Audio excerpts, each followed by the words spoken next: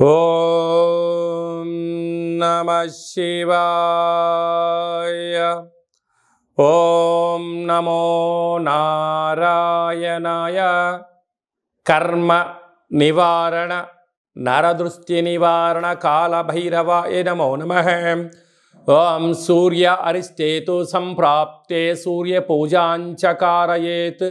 సూర్యధ్యానం ప్రవక్ష్యామి ఆత్మదోషపీడోప ఉపశాంతయే. ఓం హ్రాం హ్రీం రోం సహ సూర్యాయ నమః. హరి ఓం.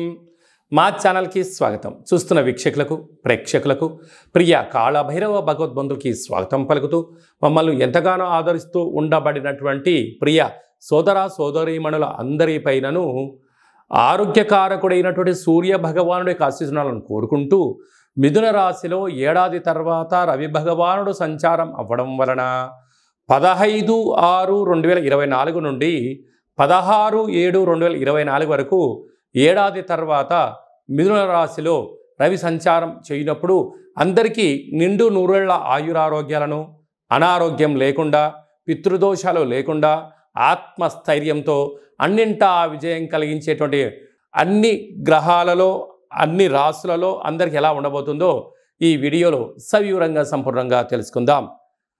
15/6/2024 నుండి 16/7/2024 వరకు మధ్యలో పుట్టినటువంటి వారందరికీ కూడా ముందస్తుగా జన్మదిన శుభాకాంక్షలు.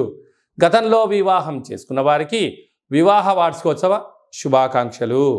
మిథున రాశి వారికి ఏడాది తర్వాత రవి భగవానుడు మిథున రాశిలోనే సంచారం చేయడం వలన వృత్తులలో, ఉద్యోగాల్లో, వ్యాపారాలలో స్వల్పమైనటువంటి ఆటంకాలు వచ్చే పరిస్థితి ఉంటుంది. కనుక మౌనంగా ఉండండి. ప్రతి విషయాన్ని పరీక్షించండి. చేసే అన్ని పనులలో ప్రభుత్వపు యొక్క సలహాలు, సూచనలు, ప్రభుత్వం యొక్క రంగాలలో మీరు పనిచేసేటువంటి వారందరికీ కూడా కొద్దిపాటిగా ఒత్తిడికి గురయ్యే పరిస్థితి ఉంటుంది.